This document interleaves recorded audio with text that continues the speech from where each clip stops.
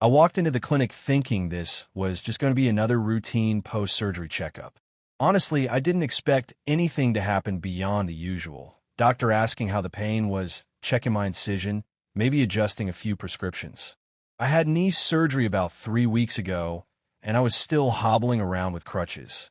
My leg felt stiff and sore, my muscles weak from not using them, and even just sitting in the waiting room for 10 minutes left me dizzy and sweaty. The hallway smelled faintly of antiseptic, that sharp chemical tang mixed with a more neutral scent of floor polish. I shuffled along, trying to keep my balance with one crutch and the other leg slightly bent. A nurse waved me into the examination room, and I hobbled over. She smiled, kind enough, but I could tell she was distracted, tapping on her tablet, murmuring notes under her breath. "Take a seat here," she said, pointing to the chair. "Dr. Matthews will be in soon." I perched myself awkwardly, wincing a little as the incision area pulled. The room was stark, white walls, faint fluorescent lighting, the faint hum of an air conditioner. The chair felt too low for someone recovering from knee surgery, and I could feel the pins and screws underneath my skin tugging with every shift in position. The nurse adjusted my leg on the small support cushion, her hands brushing against my skin lightly, and then she left the room, the door clicking shut behind her. Alone. Finally alone. But that alone felt uneasy. My phone was in my pocket, the battery low, no one waiting for me right now, except my family, but not the supportive type. My brother, Jason, who had always had a way of showing up unannounced whenever he sensed any opportunity to assert control, was the one person I was afraid of seeing today. He had that habit of turning small things into huge confrontations. Money, favors, grudges. You name it. I shouldn't have been thinking about him, but the tension in our family had been building for months. Ever since Mom passed, he had been, well, difficult, controlling. My dad barely intervened, probably out of habit or fear. And now, lying here, barely able to move, I felt that unease crawling in my stomach. The door opened suddenly, and I almost jumped. I thought it was the doctor, but no, it was Jason. "Hey, what the hell are you doing here?" I tried to sound casual, but my voice wobbled a little. "You weren't supposed to come." He smiled that thin, calculated smile he always gets when he thinks he's about to win something. "Relax. I just thought I'd check in. Make sure you're not overreacting or something. You know, weakling style." His tone was casual, but the words hit sharp. Weakling. Typical Jason. I took a breath and tried to stay calm. "I'm Fine. Really? Just here for the checkup." Sure, he said, leaning against the doorframe like he owned the place. "But hey, since I'm here, maybe we can talk about, what you owe me for helping out last month." I froze. What did he mean? We had had a conversation about money once before. He claimed I owed him for things I didn't even ask for. And now, in a tiny room where I couldn't get up quickly, he was reminding me. I shook my head. "I don't owe you anything, Jason. You know that." His smile faltered slightly, replaced with a shadow that made my skin crawl. "You don't get it. I helped you out. You're lying to yourself if you think you're just done." He stepped closer. His presence was huge in the small room, and my heart started racing. The room felt hotter. The antiseptic smell, now mixed with the metallic tang of fear rising in my throat. I said no. "Please, just leave," I whispered, trying to inch toward the chair's armrest for some semblance of balance. My knee protested every tiny movement, pulling and aching. I couldn't run. I couldn't even stand properly. My arms shook from trying to hold myself upright. Jason's hand shot out suddenly, grabbing my shoulder. "Nope, not leaving until we settle this." His grip was tight. Panic flared. My vision went a little blurry from the rush of adrenaline. I tried to push back, but the crutch was too far away. The chair wobbled under me. I stumbled, my crutches clattering to the floor, and I fell hard against the side of the chair. Pain shot up my leg, and I let out a sharp gasp. Suddenly, the door swung open wider, and a nurse's voice yelled, "Hey, what's going on in here?" Jason released me, his expression twisted in anger, but I could barely focus on him. The nurse ran in, followed by the doctor, both looking alarmed. "Sir, you need to step back right now," one of them shouted. Jason froze for a second, then muttered, Fine. but his eyes stayed locked on me like he hadn't lost. One of the nurses pressed the emergency button on the wall. "Security's coming," she called. Another nurse helped me sit upright, supporting my leg gently. My knee throbbed, my arms ached, and my chest was tight with fear. I could hear Jason muttering under his breath as he was ushered out by a security guard. "You think this is over? You're so weak." I just sat there, trembling, barely able to move. The doctor approached carefully, examining me, his face a mix of concern and disbelief. "You're bruised, and this isn't from surgery, is it?" I shook my head. "No, it's him." I didn't cry yet. I think I was too stunned, too shocked. My heart was racing. My leg hurt, my arms hurt, and my head was spinning with adrenaline. My own brother, someone I grew up with, someone I trusted at some level, had just attacked me in a hospital examination room. And the worst part? There were witnesses. The staff. Everyone had seen it. Everyone had reacted. I could feel my humiliation burning hotter than the physical pain. As I sat there, still supported by the nurse, the doctor writing notes, and my leg throbbing, I realized how powerless I really was. This was supposed to be a routine checkup. That's all it was meant to be. And yet, here I was bruised, trembling, and unsure how my family could ever seem normal again. I don't know if the police had been called yet. I think they were on their way. I just sat there, staring at the floor, feeling a strange mix of anger, fear, and disbelief. I couldn't believe this had happened, and somehow, I knew this wouldn't be something anyone would forget quickly. The sound of hurried footsteps outside the door made me flinch before I even saw who it was. Security arrived first, two burly men in dark uniforms, their radios crackling faintly as they approached. Jason had been halfway out of the room, still muttering under his breath about how this wasn't over. One of the guards stepped between us, his arm out, keeping a firm distance. "Sir, you need to calm down and leave the premises immediately." Jason looked at me for a long moment, his face red, nostrils flaring. "You think this ends here?" He spat, gesturing vaguely at me, at the room, I don't even know what. "You're so weak. You can't even stand up for yourself." His voice was loud, echoing in the sterile white walls. I wanted to shrink into the chair, wanted to disappear into the floor. My knee throbbed every time I shifted, even slightly. The doctor came over, notebook in hand, his brow furrowed. "Sir, please leave. You've caused enough distress." He wasn't yelling, but the tone carried authority. I was still perched on the chair, trying to catch my breath, hands trembling on my thighs. My heart wouldn't stop racing. The pain in my leg was now a dull, constant ache, and every bruise forming under my skin screamed with every heartbeat. Jason gave a short, bitter laugh, like he thought this was funny. Then, almost abruptly, he lunged again. My stomach dropped. He tried to shove me. Just one shove, but because of the crutches and my weak leg, I couldn't resist. I stumbled sideways and fell against the edge of the examination table. The cold metal frame scraped my shoulder and side. I gasped, tasting a little blood at the corner of my lip from the impact. One of the nurses screamed, "Stop!" Security. The other nurse, a petite woman with her hair tied in a tight bun, grabbed Jason's arm as he reached for me again. "Sir, you're hurting her," she shouted.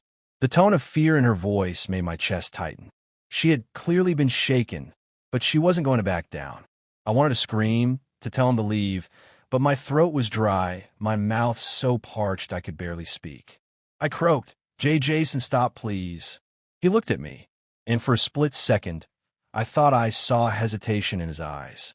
But then he muttered, "You're going to regret this," and shoved the nurse aside. That's when a second security guard grabbed him from behind, holding him tight. Jason struggled, his movements sharp and sudden, but he wasn't strong enough to break free against two trained men. The doctor knelt next to me, carefully checking my leg and shoulder. "You're okay, but we need to get photos for documentation. And the bruises, you need to report everything." His voice was calm, but there was an edge to it, like he couldn't quite believe what had just happened in a clinic of all places. I tried to speak, but only managed a whisper. I didn't think he'd—" My words trailed off. I couldn't finish the sentence, didn't want to.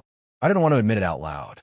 Then my own brother, someone I grew up with, someone I should have been able to trust, had just attacked me in front of strangers in a place meant for healing. One of the nurses handed me a small cloth, suggesting I press it against the scrape on my shoulder. I dabbed at the blood gently. My hand shook so badly that the cloth barely stayed in place. Another nurse took out her phone, muttering to someone on the other line. Later, I would find out she was reporting the incident to the police so they could arrive immediately. Jason, meanwhile, was being restrained by security, struggling and yelling, but he wasn't getting anywhere. His anger filled the room like smoke, thick and choking. You think you could just sit there and be weak forever? You owe me. He was spitting the words, voice breaking slightly with exertion. Security had to hold him tighter, one guard whispering into his radio that they might need police backup. The minutes dragged, each second stretching painfully long. I could feel the bruises forming under my skin, the ache in my shoulder and knee intensifying. My chest heaved, lungs burning from stress. I kept thinking about how fast this had all spiraled, how a routine checkup had become a near attack. Then I heard the sirens. Police. They came in, 2 cars screeching up outside, and a team of officers hurried into the clinic. The security guards moved Jason aside, letting the officers take over. The lead officer, a woman with a sharp voice and observant eyes, approached me first. "Are you hurt?" she asked, kneeling slightly to meet my gaze. Her tone was professional, but there was genuine concern there. I nodded, barely able to speak. "Yes, he attacked me. My brother." My voice cracked on the last word. "Okay, we'll get this sorted. Can you tell me what happened?" She took out a small notebook, pen poised. I explained as best I could, voice quivering, describing how he showed up, demanded money, and then attacked me. The officers nodded, occasionally exchanging glances with each other. Jason was being restrained further, handcuffed, and his protests became muffled shouts. "You'll regret this. You'll regret this," he screamed over and over. One of the officers gave him a firm warning, and then his voice was finally contained, the sound fading into the background. I couldn't look at him anymore. My stomach was tight, my leg aching, my shoulders still stinging. One of the nurses helped me stand carefully, guiding me to the edge of the room so I could sit and wait. "We're going to document everything, take photos, and make sure you're okay," she said softly. Her voice was calm, almost comforting, but I could see the shock in her eyes. Even they hadn't expected a family member to do this in a medical clinic. The doctor and the nurses stayed with me as the officers spoke to Jason, taking statements and arranging for him to be removed from the clinic. "We're going to need to photograph every bruise, every mark," the doctor said quietly. He gestured to the nurses to assist me in positioning my leg and shoulder so the images would be accurate. I let them do it, feeling exposed and humiliated, but knowing it had to be done. I could hear snippets of conversation in the hallway. Staff whispering to each other, shaking their heads, some chuckling nervously in disbelief. "Can you believe that?" one nurse murmured. "In the clinic? Here." I wanted to disappear. I wanted to crawl under the examination table and just stay there. But I couldn't. I had to sit, let them document, and wait for the police to finish. The pain was sharp, real, but the emotional weight was heavier. I felt weak, yes, but also, somehow, shockingly awake. Awake to the reality of my family. Awake to the fact that even in a place of supposed safety, someone I trusted could hurt me. The officers left the room to handle paperwork and take Jason away. One of the nurses stayed with me, holding my hand lightly, guiding me to the chair. "You're going to be okay," she said, her tone soft but firm. I didn't answer. I just sat there, trying to breathe normally, trying to let the adrenaline fade, letting the sting in my shoulder and leg remind me that this had really happened. For a moment, the room was quiet. Only the soft hum of fluorescent lights, the distant beep of a monitor, and my shaky breathing filled the space. I stared at the white walls, antiseptic smell sharp in my nose, thinking about how my life had shifted in a matter of minutes. From a routine checkup to police reports, bruises, and a family fracture that now felt permanent. And I realized, with a sinking weight in my chest, that things weren't going to go back to normal anytime soon. The nurses still whispered about it, even after he was gone. The doctor kept shaking his head, muttering about never seeing anything like this in my career. I was still sitting there, leg aching, bruises forming, trying to convince myself that I was alive, intact, and somehow still okay. After the police had finally taken Jason away, I sat in the small examination room, my leg propped on the chair's support, crutches lying forgotten on the floor. The room smelled like antiseptic and a hint of sweat from my own panic. I could hear the faint murmur of staff outside the door, whispers that somehow managed to cut through the haze of adrenaline and pain. I wanted to curl into myself and disappear, but I knew I couldn't. Not now. Dr. Matthews crouched beside me again, clipboard in hand. "We need to document everything properly," he said quietly. "Bruises, scrapes, everything. Photographs, notes, the works. This isn't just for your care. It's going to be part of the police report, and honestly, it's going to be important if there's any legal action." I nodded, swallowing hard, still catching my breath. My shoulder throbbed from where I had scraped against the metal frame of the examination table, and my leg pulsed with a constant, dull ache from the fall. Every movement sent a jolt of pain up my spine. I had never felt so physically and emotionally exposed in a medical facility. The nurse helped me adjust so the photos could be taken. She held my arm gently, guiding it while I tried to relax. I couldn't stop shaking, a combination of residual adrenaline, fear, and the cold reality of what had happened. My eyes kept drifting toward the door, almost expecting him to burst back in, but I knew that was impossible. The police had him. Still, my chest tightened every time I thought about it. They took photos from different angles, careful to capture the swelling and bruises forming on my shoulder and arm. I flinched when the camera flash went off, even though it was just a small device in the nurse's hands. My leg was examined next, gently palpated, pressed, and moved by Dr. Matthews. The screws and pins from the surgery made every touch tender, and I couldn't stop wincing. "You're going to be sore for a while," he said softly, "but none of this should affect your recovery long term. Still, bruising like this will take time." I nodded, grateful for his professionalism, but embarrassed at the same time. I hadn't expected my routine checkup to end with my brother assaulting me, security intervening, and police reports being filed. And yet, here I was feeling both physically battered and emotionally raw.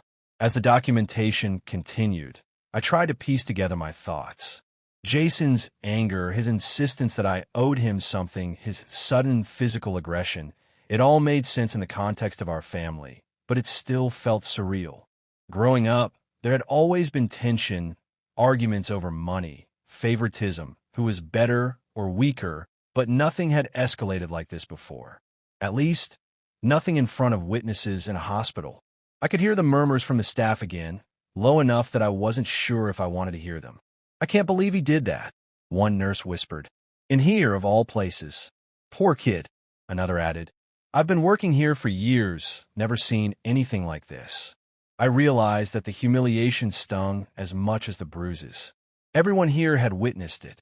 Everyone had seen me fall, seen me helpless, and seen my own brother lose control. I wanted to vanish, to escape, but I also knew that hiding wouldn't help me. The police report would include statement from staff. The photographs would serve as evidence, and Jason would have to face the consequences. A social worker arrived shortly after, introduced herself, and explained that she would be checking in to ensure I was okay emotionally. I was hesitant at first, not used to speaking about my feelings with strangers, but I found myself talking anyway. I told her about the fear, the betrayal, and the ongoing tension in my family. I don't know how to feel," I admitted, voice trembling. "It's like I expected him to be there for me. Not this." She nodded, taking notes quietly. "It's normal to feel conflicted, especially when it's someone close. You're processing fear, anger, and sadness all at once. Just acknowledging it is important." I let myself sit there, leaning against the chair, trying to breathe normally. The adrenaline was fading, replaced by exhaustion. My shoulder hurt, my leg throbbed, and my chest felt tight. I realized how much I'd been holding in over the years, resentment, fear, frustration, and how quickly it had exploded in that room. Later, the doctor checked on me again, reviewing the photos and notes. "We'll need to update your medical record with these incidents. I'm also documenting the assault as part of the clinical notes for clarity. He hesitated briefly, then added, "It's unusual for us to have to do this, but I want you to know that you're safe here. No one is going to let this happen again while you're under our care." I nodded, feeling a little relief, but also a lingering sense of shock. Safe, yes, but emotionally raw. My own brother had attacked me, and the event had unfolded in a public, professional space. How do you reconcile that? How do you go back to family gatherings, knowing someone you trusted could turn violent without warning? The officers returned briefly to collect final statements and confirm the documentation. They were efficient, professional, and calm, which helped more than I expected. I gave them a detailed account, including what led up to the confrontation, his words, and how the physical altercation had occurred. They took photographs of the room as well, noting where I had fallen and where the crutches had landed. When it was finally over, I sank into the chair, crutches beside me. My body ached, my knee throbbed, and my shoulder pulsed. I closed my eyes for a moment, letting the quiet settle around me. The staff had returned to their routine, but I could still feel the weight of the incident lingering. Even if no one spoke about it directly now, I knew whispers would circulate. Some of the nurses and doctors had already shared the story quietly with colleagues, something I'd eventually hear about anyway. I tried to think about what came next. Jason would have to deal with the legal consequences, the police involvement, and the documentation. My family, my father, who had been silent through all this, and the rest of my relatives, would have to face the reality of what happened. But I didn't want to think about them just yet. I just wanted to sit, rest, and let the pain settle, both physically and emotionally. The nurse returned one last time, checking my vitals, patting my arm gently. "You're stronger than you think," she said softly, "even if it doesn't feel like it right now." I didn't respond. I just nodded, staring at the floor, feeling a strange mix of exhaustion and disbelief. I knew the bruises would fade, but the memory, the shock, and the betrayal would linger far longer. Even in the quiet moments, I could feel the tension echoing in my chest, a reminder that things had shifted irrevocably. And as I sat there, quiet finally settling in the room, I realized something else. The staff, the nurses, the doctor, they would still talk about this incident. It was already the kind of story that would circulate quietly long after the bruises healed. I wasn't sure if that thought made me more angry, more embarrassed, or just resigned. But I knew one thing for certain. Nothing about this day would ever feel normal again. That I got home later that evening, my crutches awkwardly balancing me in the doorway, bruises hidden under a loose sweatshirt, shoulders sore from the fall. The apartment smelled faintly of dinner. Nothing cooked yet, just the faint aroma of vegetables someone had steamed earlier. I paused for a moment in the hallway, letting the door click shut behind me, trying to breathe normally. My body still felt like it had been through a storm, legs shaking from exhaustion and adrenaline crashing down. Dad was in the living room, sitting on the couch, scrolling through his phone. He didn't look up immediately, just muttered, "You okay?" without much inflection. I nodded, not trusting my voice yet. The bruises, the pain, the humiliation. I wasn't ready to articulate that out loud. "Yeah, I'm fine," I said quietly, leaning heavily against the doorframe. He glanced up, his expression tight, eyebrows raised slightly. "Did you get a handle?" He didn't say him or Jason, but I knew who he meant. The air was thick with unsaid words. I shuffled into the apartment, trying to maneuver my crutches without hitting the coffee table. Every movement reminded me of the fall, the scrape, the way Jason's hand had been on my shoulder, the shock that everything had escalated so fast. Police came, I managed to say after a moment. "Jason, he's taken care of." Dad's fingers tapped against his phone. Good, he muttered.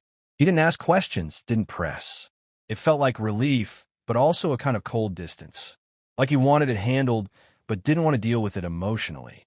Which, honestly, I couldn't blame him. I went to my bedroom, shut the door, and sat on the edge of the bed. The crutches leaned against the wall, and I pressed my hand against my knees, feeling every ache, every bruise forming. The emotional weight hit me in waves. I felt anger first, anger at Jason, at the situation, at the helplessness. Then came the shame. How had things gotten so far? How could my own brother have done this? How could the police, the staff, and I have witnessed it all? And still, this was my family. My phone buzzed. It was a text from one of the nurses. Hope you're resting. They were shaken too. You handled it well. Call if you need anything. I stared at it for a moment, fingers hovering over the screen. I typed a short reply. Thanks. It's a lot. I didn't elaborate. I couldn't. Dinner came later. Dad made something simple, which was probably for the best. I sat, half distracted, still tense. Every creak of the floor, every passing car outside felt amplified, like my senses had been hyper-focused since the attack. Dad didn't bring up Jason again, and I didn't either. Silence stretched across the table, broken only by the sound of utensils against plates. Later, I went to the living room, trying to watch something to distract myself. My knee throbbed, bruises ached, and my shoulder still stung. I scrolled through social media cautiously, half expecting to see news about Jason or the police incident. Nothing yet. I was both relieved and uneasy. It felt unreal, like the day had been some horrible movie I'd been trapped inside. The next day, calls started coming in. The clinic staff checking in, friends asking if I was okay, and even one distant relative calling to ask if I'd heard about what happened. My father answered most of them, passing the phone to me occasionally. Each conversation felt exhausting, repeating the story over and over, explaining what had happened, how I was hurt, and how Jason was being dealt with. Even online, the story felt surreal. I almost wanted to post something on Reddit, to vent, to share, to have someone outside my family witness what had happened. But every time I typed a few sentences, deleted them, and stared at the screen. How do you explain something so personal, so chaotic, without sounding overdramatic or fake? But the truth was raw and messy, and maybe messy was exactly what I needed to get out. Over the next few days, the bruises darkened, changing from red to purple, then to yellowish shades, slowly fading like reminders etched into my skin. My shoulder ached constantly, and my knee screamed at me whenever I tried to put weight on it. Every glance in the mirror was a reminder. I felt fragile, but at the same time, a strange kind of determination began to build. I wasn't sure if it was anger, self-preservation, or stubbornness, but I wanted to survive this. Family dynamics started shifting in subtle ways. Dad was quieter than usual, more protective in some moments, but distant in others. Conversations about Jason were avoided entirely, and I could feel the tension whenever someone even mentioned his name. It was like walking on a tightrope. Any misstep could unravel years of suppressed resentment and unspoken truths. I also started noticing how people reacted to me differently. Friends at school or work would glance at my shoulder or my leg when I wore short sleeves or skirts, whispering softly among themselves. Even though I didn't ask for attention, it came anyway. I hated it, yet I couldn't deny that it made me feel seen in a way I hadn't felt in a long time. Maybe they saw me as vulnerable. Maybe they saw me as a survivor. I didn't know yet, but it felt strange, unfamiliar, and oddly empowering. One night, I caught my reflection in the hallway mirror. Bruises were forming along my shoulder and arm, faint purples against pale skin. My knee was swollen slightly under the sweatpants I had pulled on. I looked at myself and realized something. I was okay. Not healed, not unhurt, not emotionally whole, but okay. I had survived. My brother had lost control, the police had intervened, and the staff had witnessed it. The world hadn't ended, even if my family had shifted irreversibly. But there was a quiet, lingering fear I couldn't shake. What if Jason tried again? What if the tension escalated further, despite the police involvement? The thought made me tense, made my muscles knot, and yet I forced myself to breathe slowly, counting each breath, grounding myself in the reality that I was safe for now.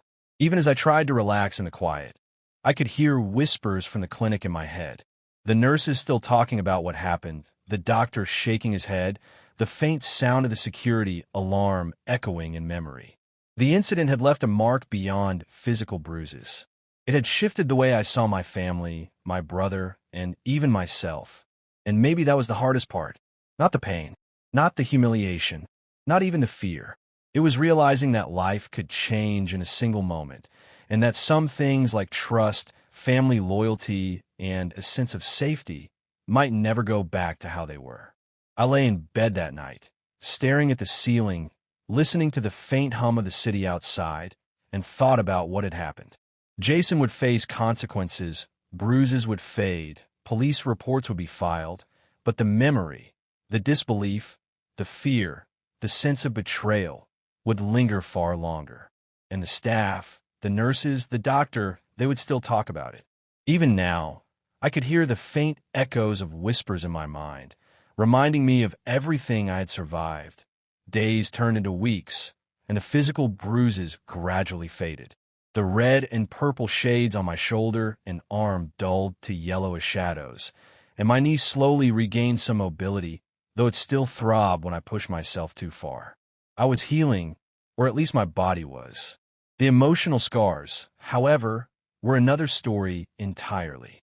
I still flinched when someone moved quickly behind me, my chest tightening at loud voices, my hands trembling at unexpected touches. Even going back to the clinic for follow-up visits was difficult. I wasn't physically afraid of being attacked again there, not with Jason Bard and security aware, but psychologically, every hallway, every examination room brought me back to that moment. I remembered the smell of antiseptic mixed with sweat, the sharp fluorescent lights, the hum of the air conditioner, the way my crutches clattered to the floor when I stumbled. Each sensory memory came like a small jolt, reminding me of helplessness and betrayal.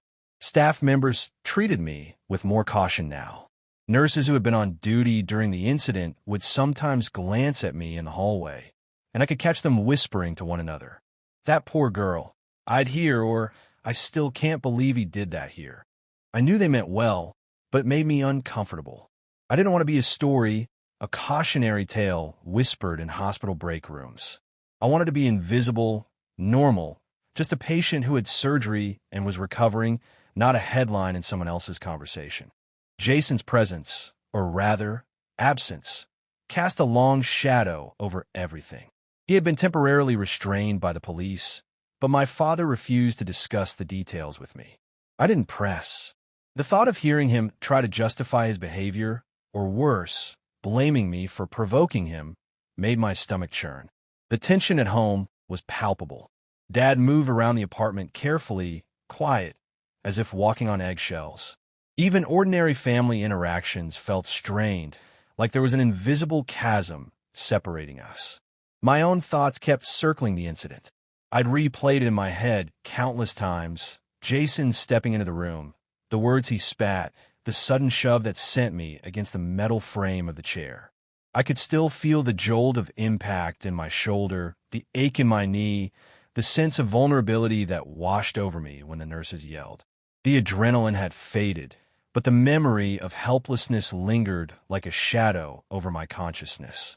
I found myself avoiding family gatherings, friends' homes, even casual visits with distant relatives.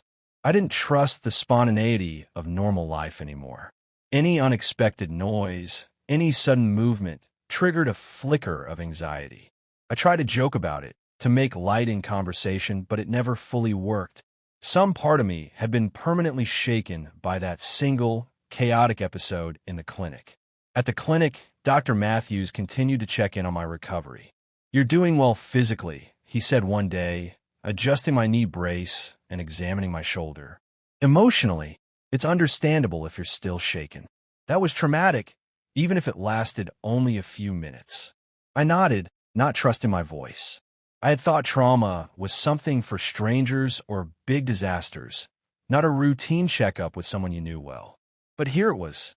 I had faced someone I trusted turning violent, and it had left its mark deeper than any incision could.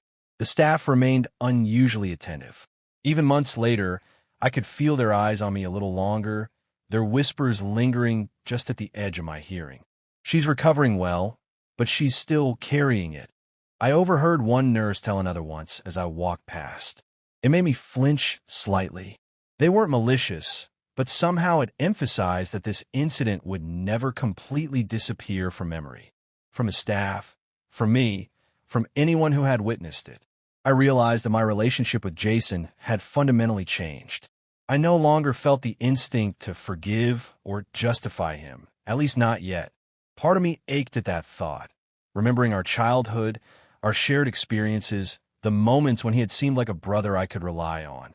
But the incident had created a boundary I couldn't cross. Trust had been shattered, and even if he apologized or explained, a part of me knew that things would never feel the same. My father's behavior reflected a similar tension. He didn't scold Jason openly, didn't lecture me about family loyalty, but the distance between us was tangible. Conversations were clipped, smiles tentative, and any mention of Jason was avoided.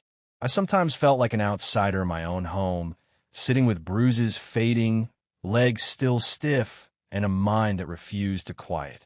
Even as life resumed a semblance of normalcy, school, errands, friends checking in, the memory of that day remained vivid. The tactile memory of crutches slipping, the sharp pain, the way my body had reacted to fear, all of it lingered. I couldn't shake it, nor did I want to.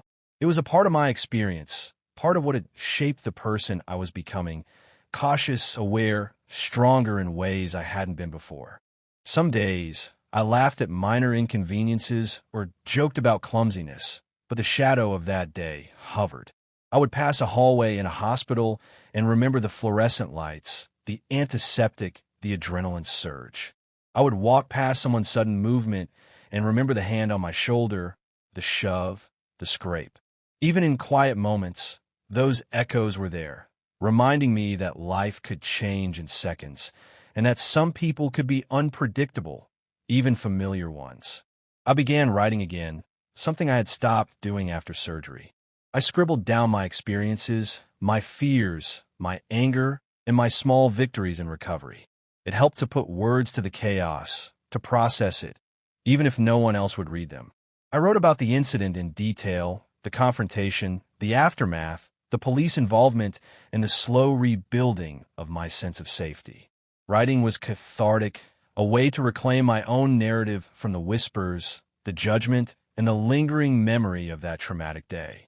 Even now, when I return to the clinic for routine appointments, I can feel it. Staff glance at me knowingly, sometimes mentioning in passing, "Still recovering from that incident?" I nod politely, but the unease never fully fades. That day, the day meant for a simple checkup, left a permanent imprint. Not just on my body, but on my sense of security, trust, and the fragile structures of family. And I think about the future. I don't know if I'll ever completely feel safe around Jason again, or if family interactions will ever regain their previous normalcy. I don't know if the whispers from staff or friends will ever truly stop, but I do know that I survived. I'm still here. My bruises fade, my knee heals, and life continues in its slow, uneasy rhythm. And somewhere in the background, always the staff talk about it, quietly, almost reverently, like a story that refuses to be forgotten. I'm left with the memory, the scars, the caution, and the knowledge that life can twist suddenly and unpredictably, that a routine, ordinary moment can erupt into chaos, and that even when people you trust hurt you, the world keeps moving, the clinic doors still open, and the whispers never truly end.